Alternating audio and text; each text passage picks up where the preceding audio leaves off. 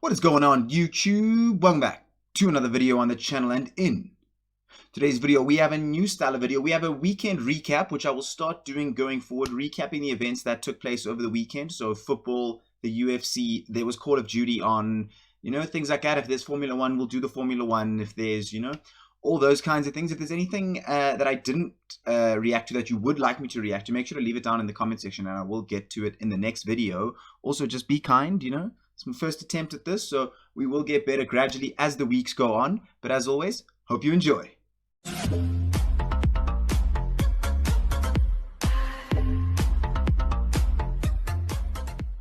Okay, let's start with the same way we're going to start every week, which is with the Manchester United recap. That'll be probably the bulk of this video, will be me talking about Manchester United. As you can see, we've got the stats on screen from the game.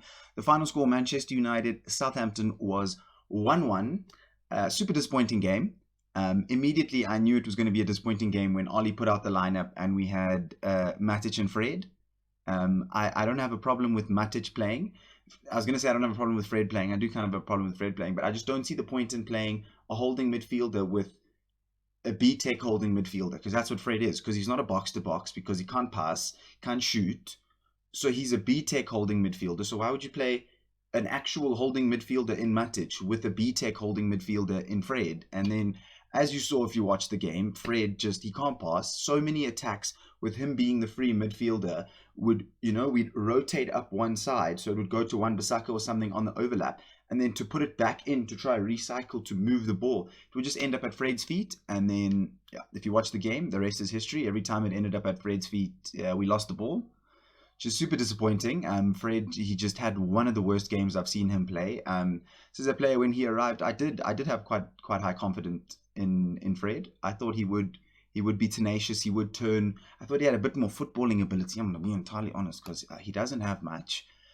So quite disappointing. Once again, no Varane, which I don't understand. And Ollie can say, oh, he hasn't been training that long. But then why did he play Jesse Lingard, who 1 week ago was recovering from COVID? So I don't understand that from Ollie. That's a bit of a, it's a bit what the fans are talking about, like we can see the vision, we can see the plan, but just sometimes tactically, it's just like, Ollie, what are you doing? Like, what are these tactics?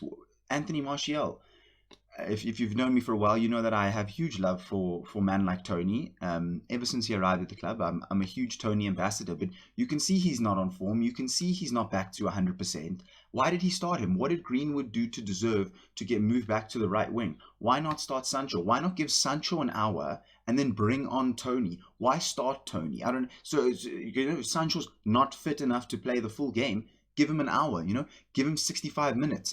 Immediately as Sancho came on, I saw that he's creative. He draws in defenders. People, when he gets the ball, people know something's about to happen, And this is a 21-year-old kid that's doing this. That we need him on the field, more game time. Same goes with Varane. I mean, how can Champions League Varane sign with 4 Champions League trophies and he can't get a look in over Victor Lindelof?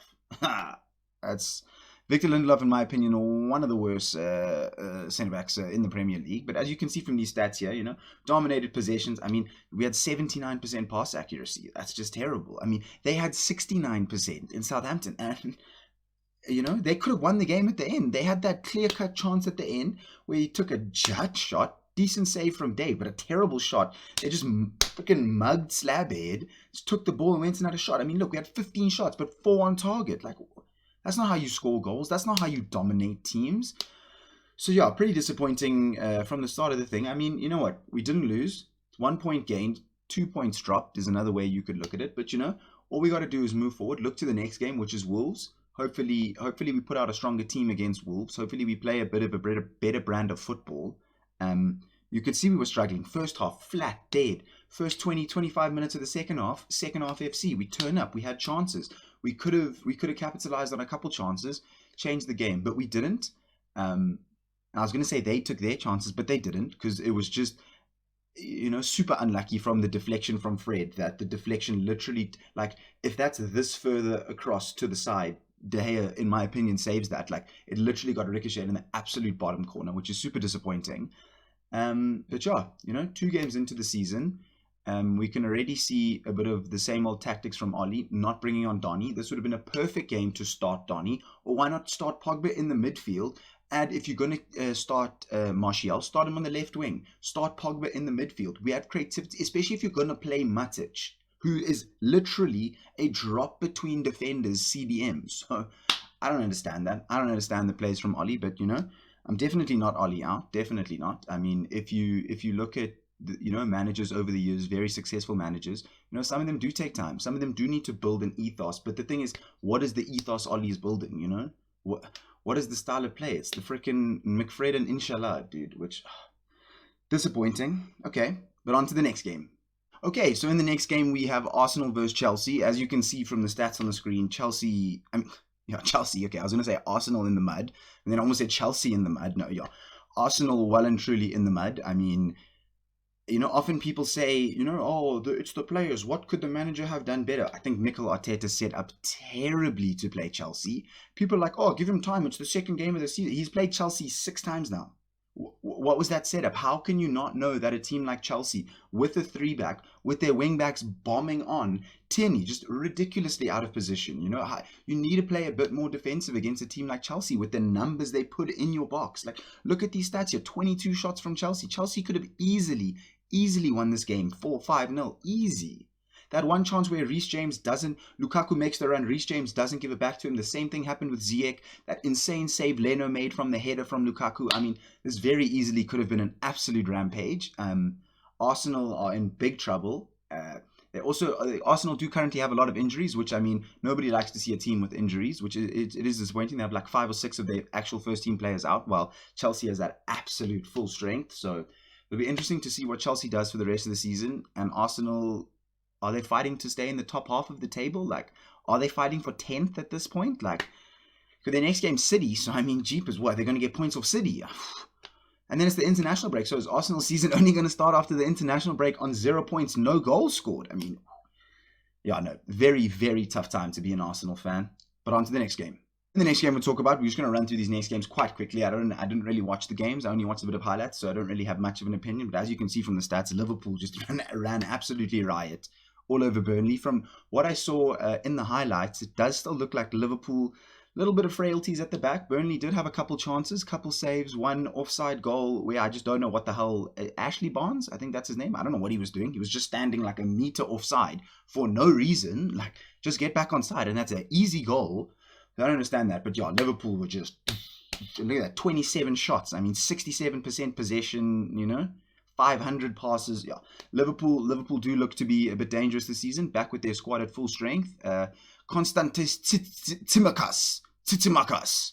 He looked quite good there on the left back. What is it about Liverpool and getting good fullbacks? Very interesting. But yeah, Liverpool looked very good. Burnley in the mud. Not really. It's Burnley. Liverpool looking good. Liverpool. Chelsea at the top of the table over there. Chelsea and Liverpool doing very well. But on to the next game. Okay, in the next game we have Manchester City versus Norwich. As you can see from the statistics here, I mean, when Norwich even on the field, they had 1 shot, 0 on target, and lost the game 5-0. Yeah, that's a super tough 90 minutes of football to play. Look at that pass accuracy. On 730 passes with a 93% pass accuracy. I mean, that's just an absolute rout from City. City are looking good. City are looking very dangerous.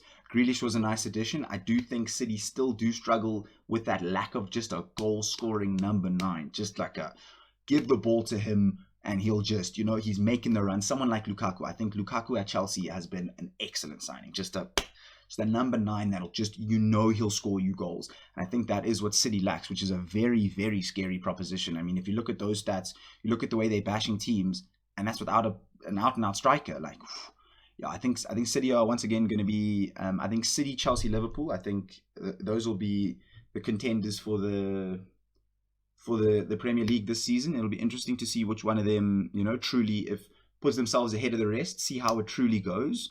But yeah, it'll be interesting to see. City have Arsenal in their next game, so hopefully they literally emulate this exact result. That'll be absolute banter. Arsenal in the mud. But yeah, on to the next one. In the next game, we have Barcelona versus Athletic Club Bilbao. Athletic Club Bilbao. I think I said it correctly the first time. As you can see from the stats here, Barcelona dominating possession and passes, as you would expect from a Barcelona team. That's what Barcelona does. But I mean, 16 shots to their Athletic Bilbao could have scored many goals. I watched the highlights. I kind of had it on in the background over the weekend. And every time I looked up, Barcelona was just in the mud, in the mud, in the mud. Martin Braithwaite, I don't think he's the one, personally. My opinion, I don't think he's the one. He doesn't look very good. Memphis looked very good. Memphis looked very dancey. I think he'll get along. I think he'll fit in very well over there at Barcelona. Very interesting to see how that pans out. 1-1. They did give away a red card late in the thing. Man was on a little bit of a run, and I think it was Eric Garcia was like, no, and just slid tackled him from the back, just straight red card. It was like, get off my field. Hey, you got to do what you got to do, bruv. I'm pretty sure Man would have had a one-on-one shot. In the end, they didn't score from it. So, you take the red card to not lose the game. Interesting. But yeah, the Spanish team's in the mud, as you'll see in our next game. Okay, in the final football match we're going to be looking at for this video, we have Real Madrid versus Lavante. I actually did watch this game last night.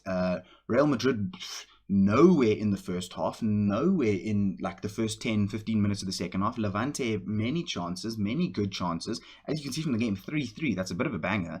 But Real Madrid then subbed Vinicius Jr. on, who decided, hey, can win this game and turn up. He was scoring bangers left, right, and center. He had a freaking insane one-on-one where, for some reason, Aitor Fernandez, if you know anything about me and my FIFA history, you know how much I hate Aitor.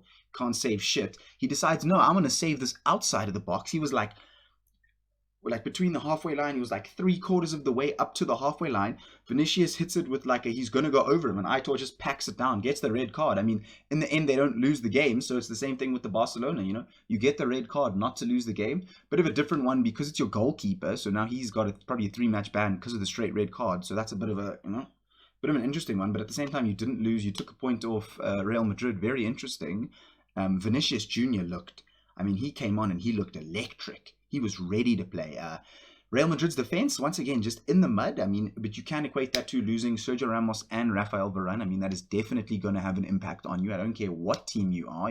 Losing to, your centre-back partnership for so long. They got in David Alaba, Eder Militao going to be playing more games. But, you know what I mean? You lose those two, even if they weren't playing. They're the rocket training. They're the inspiration. They're the fundamentals of the team, and they lost them. So it'll be very interesting to see how Real Madrid cope this season. Very interesting. Okay, there was also UFC over the weekend. Kelvin Gastelum versus Jared Cannonier. I didn't watch it as the card was pretty lackluster, which is my part. I had it recorded. I just didn't end up watching it on Sunday due to the amount of football. I did watch the highlights back. It did look like quite a decent fight in the main event. Kelvin Gastelum, he's just one of those Oaks that you just can't break over to the next level. He beats up Oaks if they're number 7 ranked in the thing. He'll break your face. He'll knock you out. He'll wrestle you broken. But he just those number 3, number 2, number 1, those top UFC Oaks, they just seem to have Gastelum's number. That big left hand in the wrestling, it works, but it doesn't really work once you get to the top. 0 out of 8 takedowns. Very good takedown defense from Jared Cannonier. He also got a knockdown with it's almost like a stiff jab type thing. I think almost like a lead straight left type. Sat Kelvin Gastelum down here. Jared Cannonier, I wrote it down here. 1 rounds 1, 3, and 4. So, very interesting. He'd got it down, Gastelum trying to lean on his wrestling a bit harder in the last round, to try win the round. He did end up winning the round by leaning on his wrestling. So interesting that he didn't lean on his wrestling more throughout the thing. It'll be interesting to see what happens with Jared Cannonier at middleweight, I think Israel Adesanya he's quite a level above everyone else in the middleweight. I think him versus Whittaker got delayed, so it'll be interesting to see what happens there, but I think the same thing will happen. I think Israel's just too good. He needs to fight someone who's a proper out-and-out wrestler, and that someone's just going to grab him and just not fuck around with this striking nonsense and just grab him and just try put him on the floor for 25 minutes. And I think that's where he'll struggle, because these Oaks having kickboxing matches with Israel Adesanya, it doesn't work. It doesn't work because, you know what, at 185 pounds, any of those shots can put your lights out, even jabs, like that. And with the creativity and that of Israel, be very interesting to see what happens with the middleweight division. Interesting with the UFC. Interesting. And for the final piece of action we will look at that took place over the weekend, FaZe bested Toronto Ultra 5-3 in the grand final of the Call of Duty Championships for Call of Duty Black Ops Cold War. I'm super excited that the Cold War season is over. fucking hated Cold War. If you watch the streams, if you watch my camo grind, if you watch any of that, you know how much I absolutely despise Cold War. A quick little bit on this. FaZe looked absolutely brilliant. FaZe were one of the favorites throughout the season, and they showed why. Absolutely dominant performance from FaZe, and huge stock rise for Toronto Ultra. I don't think many people at the beginning of the season would have picked them to be doing as ridiculously well as they did at the end of the season. Probably finished the season as maybe the most informed team. Hard to say that if they literally got reverse swept 5 maps in a row the previous major, and then they lost the final to FaZe. So super disappointing, but I mean, quite clearly a solid team there, you know, maybe with a couple of addition changes, you know, maybe a bit more confidence going into the next season. It'll be interesting to see how the CDL plays out for next season. Okay, so that'll be it for the weekend roundup. Thank you guys so much for watching. If there are any sports or anything like that, you know what I mean, I didn't touch on the South Africa-Argentina rugby game. We absolutely pumped them. If you would like more, something like that, you can leave it down in the comment section. Let me know if there's any specific sport you would like me to react to. If there's anything I didn't touch on in enough detail. If you'd prefer it, I break it down in terms of like a Premier League recap, you know, a UFC recap, La Liga recap, you know what I mean? Just recap everything in longer individual videos, or if you prefer it just, you know, condensed. Do I talk too much? Do I talk too little? Let me know down in the comment section. But as always, a thumbs up if you enjoyed, a thumbs down if you didn't, and I'll catch you all in the next one. Peace. Okay, bye.